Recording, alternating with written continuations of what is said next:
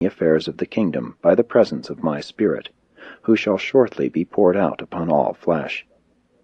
Even though I shall thus be present with you in spirit, I also promise that I will sometime return to this world, where I have lived this life in the flesh and achieved the experience of simultaneously revealing God to man and leading man to God. Very soon must I leave you and take up the work the Father has entrusted to my hands, but be of good courage, for I will sometime return. In the meantime, my Spirit of the truth of a universe shall comfort and guide you.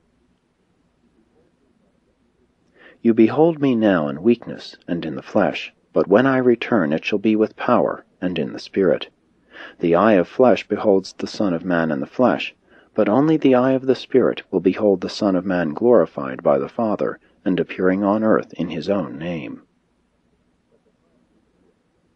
But the times of the reappearing of the Son of Man are known only in the councils of paradise.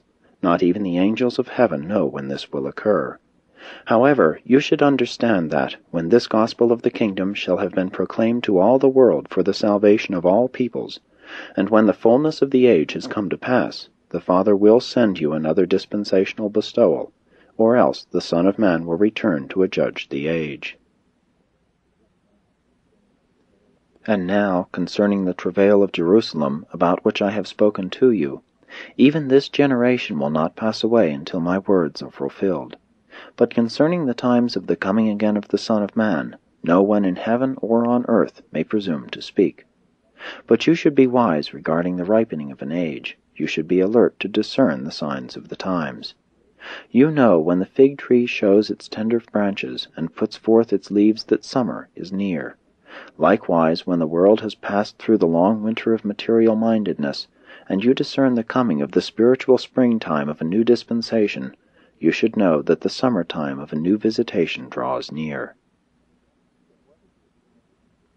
But what is the significance of this teaching having to do with the coming of the sons of God?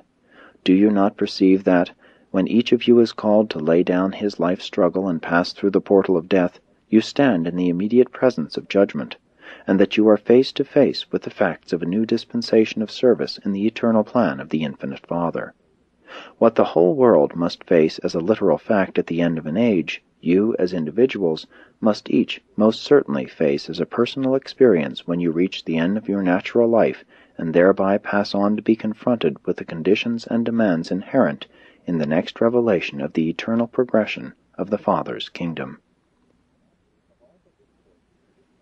Of all the discourses which the Master gave his apostles, none ever became so confused in their minds as this one, given this Tuesday evening on the Mount of Olives, regarding the twofold subject of the destruction of Jerusalem and his own second coming.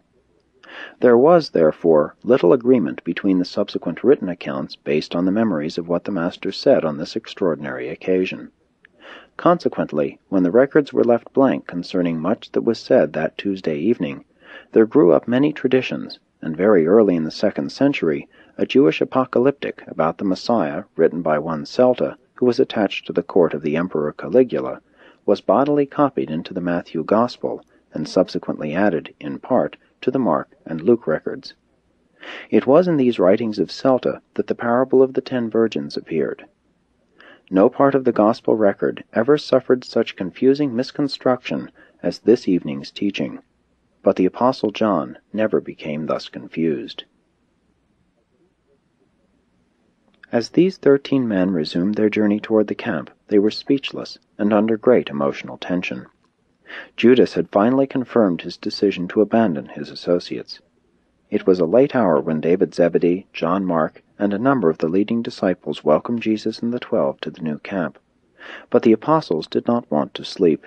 They wanted to know more about the destruction of Jerusalem, the Master's departure, and the end of the world. 3. Later discussion at the camp. As they gathered about the campfire, some 20 of them, Thomas asked, "Since you are to return to finish the work of the kingdom, what should be our attitude while you are away on the Father's business?" As Jesus looked them over by the firelight, he answered, "And even you, Thomas, fail to comprehend what I have been saying. Have I not all this time taught you that your connection with the kingdom is spiritual and individual, wholly a matter of personal experience in the Spirit by the faith realization that you are a son of God. What more shall I say? The downfall of nations, the crash of empires, the destruction of the unbelieving Jews, the end of an age, even the end of the world, what have these things to do with one who believes this gospel, and who has hid his life in the surety of the eternal kingdom? You who are God-knowing and gospel-believing have already received the assurances of eternal life. Since your lives have been lived in the Spirit and for the Father, nothing can be of serious concern to you. Kingdom builders, the accredited citizens of the heavenly worlds, are not to be disturbed by temporal upheavals or perturbed by terrestrial cataclysms. What does it matter to you who believe this gospel of the kingdom if nations overturn, the age ends, or all things visible crash, since you know that your life is the gift of the Son, and that it is eternally secure in the Father? Having lived the temporal life by faith, and having yielded the fruits of the Spirit as the righteousness of loving service for your fellows, you can confidently look forward to the next step in the eternal career with the same survival faith that has carried you through your first and earthly adventure in sonship with God. Each generation of believers should carry on their work, in view of the possible return of the Son of Man, exactly as each individual believer carries forward his life work in view of inevitable and ever-impending natural death. When you have by faith once established yourself as a son of God, nothing else matters as regards the surety of survival.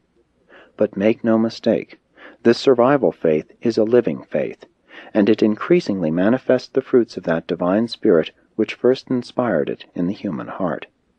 That you have once accepted sonship in the heavenly kingdom will not save you in the face of the knowing and persistent rejection of those truths which have to do with the progressive spiritual fruit-bearing of the sons of God in the flesh. You who have been with me in the Father's business on earth can even now desert the kingdom if you find that you love not the way of the Father's service for mankind. As individuals, and as a generation of believers, hear me while I speak a parable. There was a certain great man who, before starting out on a long journey to another country, called all his trusted servants before him, and delivered into their hands all his goods. To one he gave 5 talents, to another 2, and to another 1. And so on down through the entire group of honored stewards, to each he entrusted his goods according to their several abilities. And then he set out on his journey. When their lord had departed, his servants set themselves at work to gain profits from the wealth entrusted to them. Immediately he who had received 5 talents began to trade with them, and very soon had made a profit of another 5 talents. In like manner, he who had received 2 talents soon had gained 2 more. And so did all of these servants make gains for their master, except he who received but 1 talent.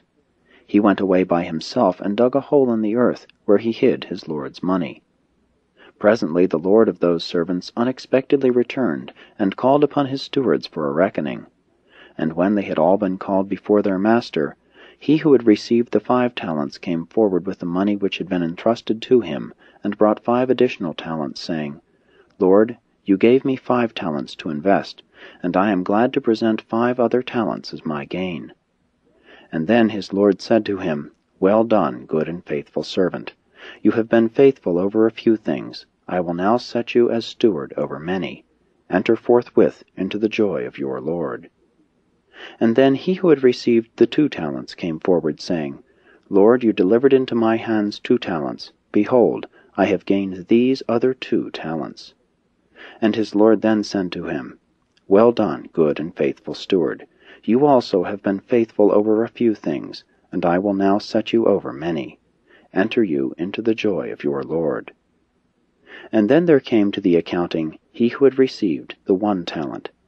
This servant came forward, saying, Lord, I knew you, and realized that you were a shrewd man, and that you expected gains where you had not personally labored. Therefore I was afraid to risk aught of that which was entrusted to me. I safely hid your talent in the earth. Here it is. You now have what belongs to you. But his lord answered, You are an indolent and slothful steward. By your own words you confessed that you knew I would require of you an accounting